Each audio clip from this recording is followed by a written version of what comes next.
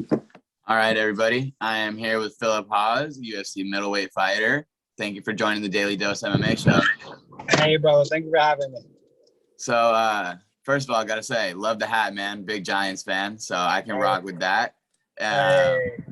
You're 3-0 in the UFC so far since coming back. I know the first time you tried to crack the UFC, you made it to the contender series, wasn't the result you were looking for.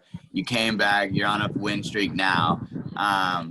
Can you just kind of talk to what went through your head, after the first crack at the UFC? Was it like easy to give up on yourself, or was it more motivation to get back to where you thought you were so close to getting? Man, yeah, there may have been a little doubt there, but I just believed in my skills, and I have a small circle around me, and the people believe me around me, and they wouldn't let me quit.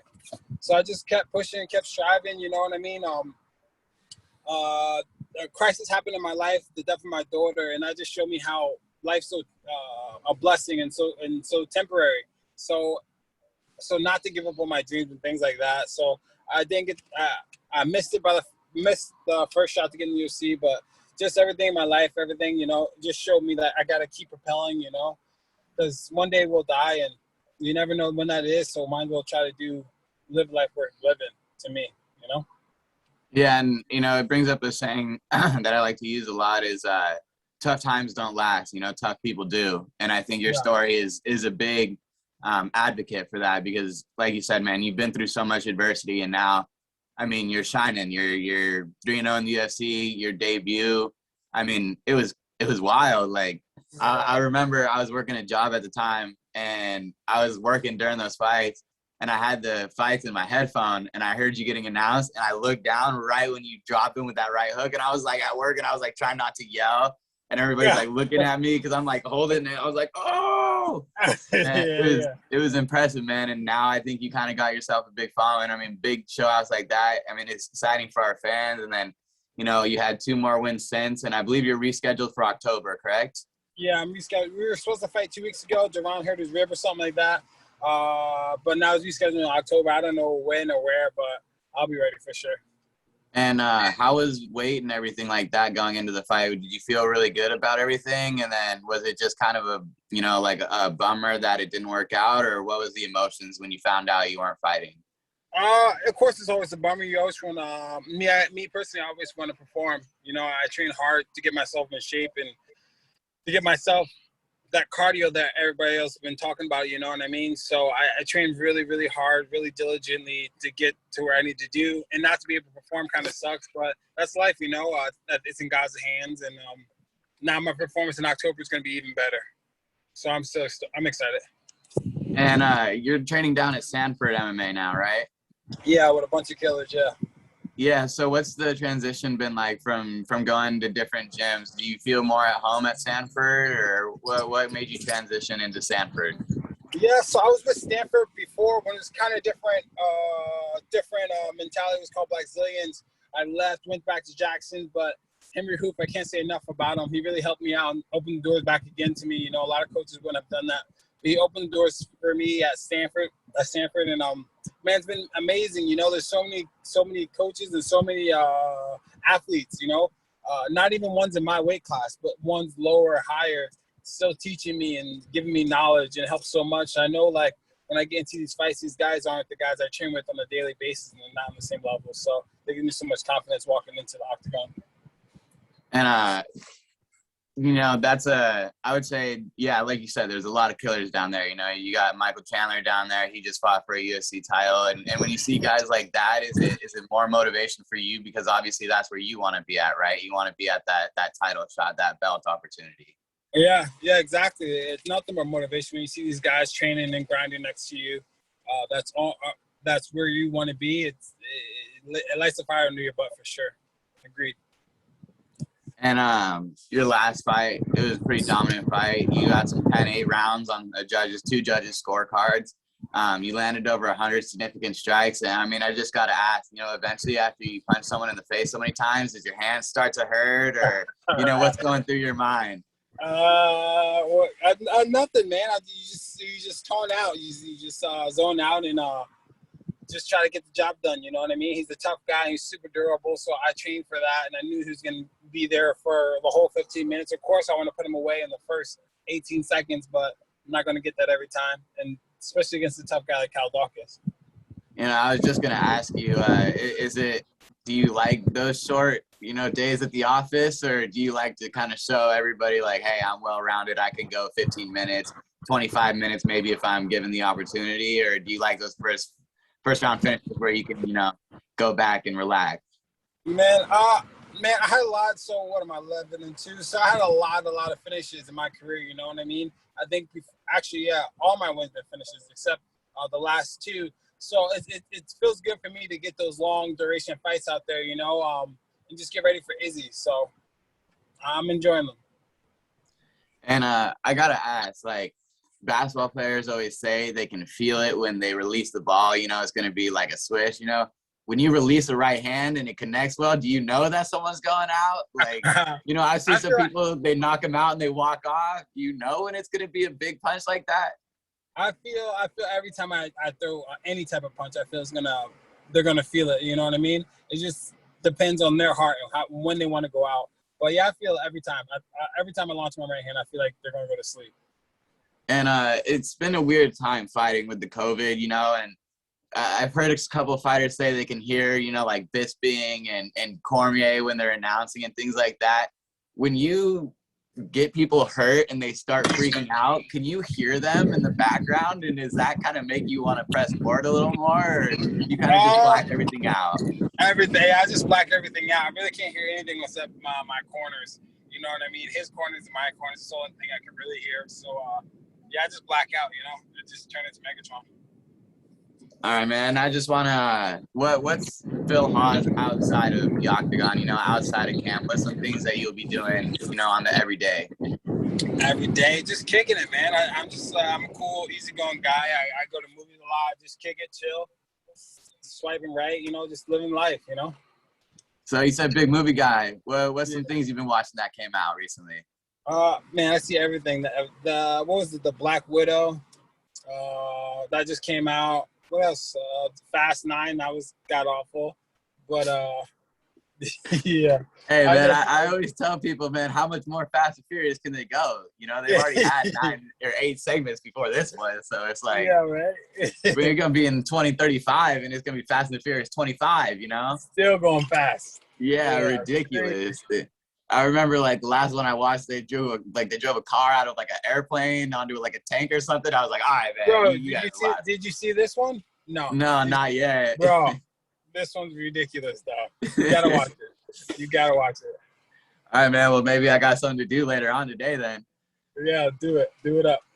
So are you already back in camp for the October fight, or do you have some more time to kind of just train and relax? I know, you don't want to have too long of a training camp. Yeah, a lot of fighters say that, but I enjoy training in the process.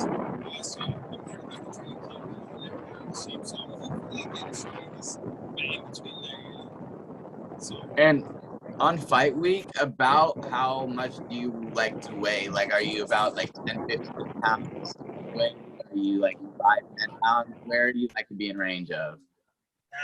It fluctuates, honestly. So my Nasruddin fight, I was 25 pounds the week of. You know what I mean? It just depends how I'm feeling, how my body's adjusting to it. So I don't really try to calculate too much. I know I'm prepared. I know I'm in shape. So the weight cut's the last thing to do. So I'm not even worried about it. It's whatever. I'm not really. And, are you a big sweet tooth guy? Are you eating a lot of things you shouldn't be out of camp, or what's the deal something there? like that. Something like that. That's why I don't worry about the weight cut. I just train my ass off, and the weight cuts, whatever. Whatever. Yeah. When you're in camp, are you training twice or 3 times a day? What do you like to do?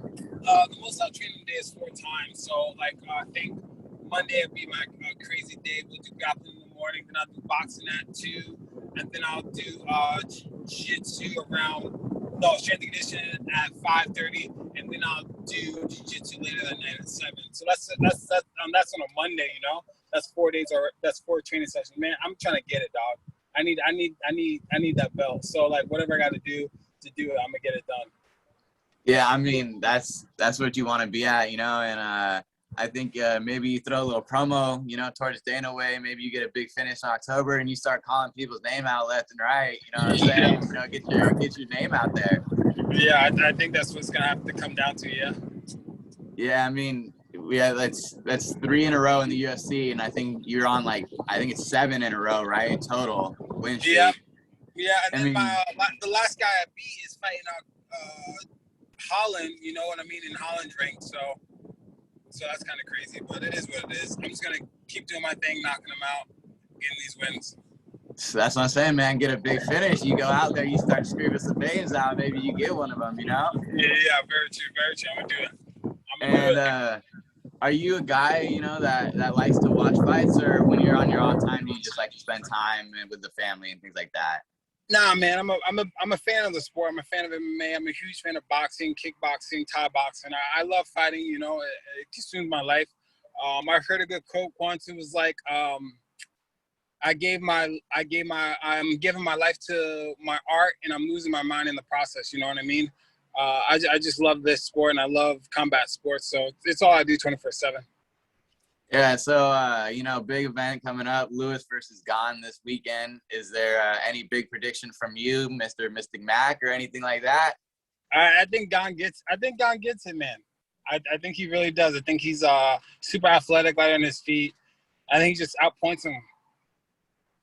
I think, you know, outpoints him as long as he can. And then do you think it's Gane and Francis next, or do you think John Jones is going to find a way in there? Nah, I think it's gonna be Gane and Francis. I think they're former teammates or whatever. So I think that's gonna be something to sell. The UFC can sell. I don't know what John's doing. I think John's one of the best in the world. He still should be competing, but I think he's wasting time right now. But it's up to him what he does, you know. So I'm sure he's a smart guy. I'm sure he's figuring it out.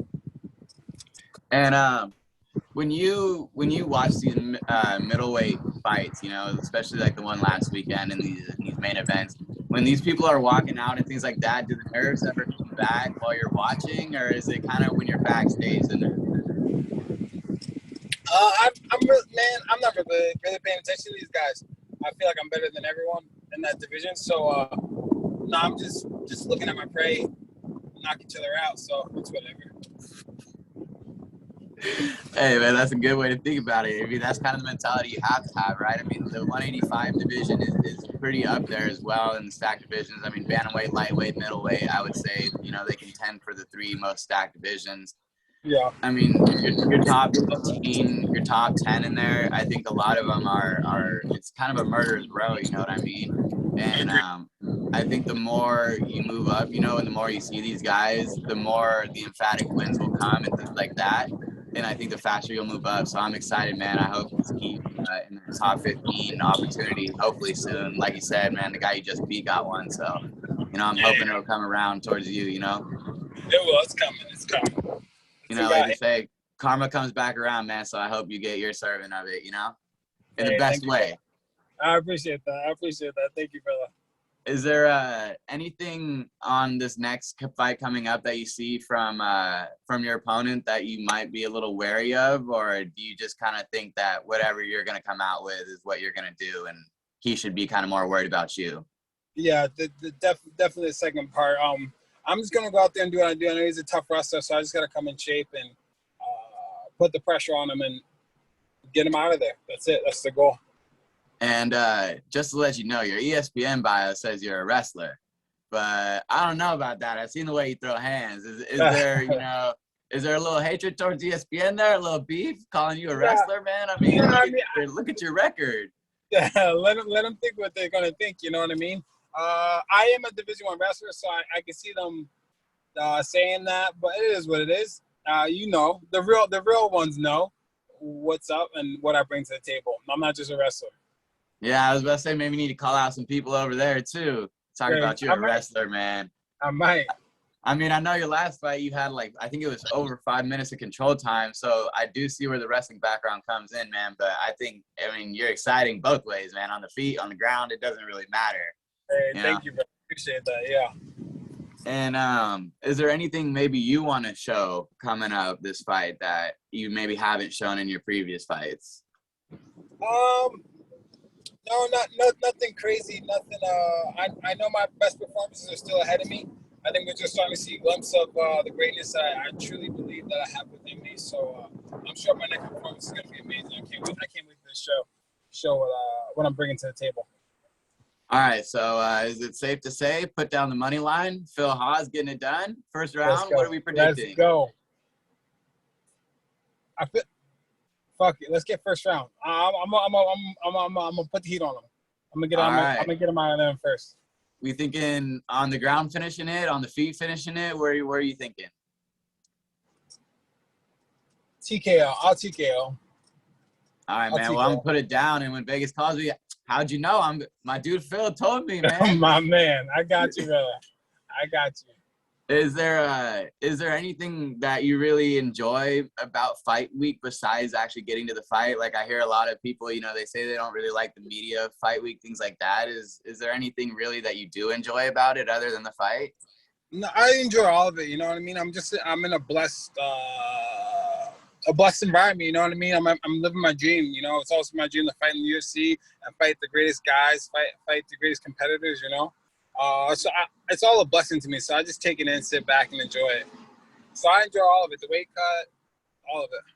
It's all a blessing, Yeah, I do, bro. We won't be able to do this forever. You enjoy the weight cut, really? I do, bro. I do. I talk to my coaches. It's not bad. It's whatever.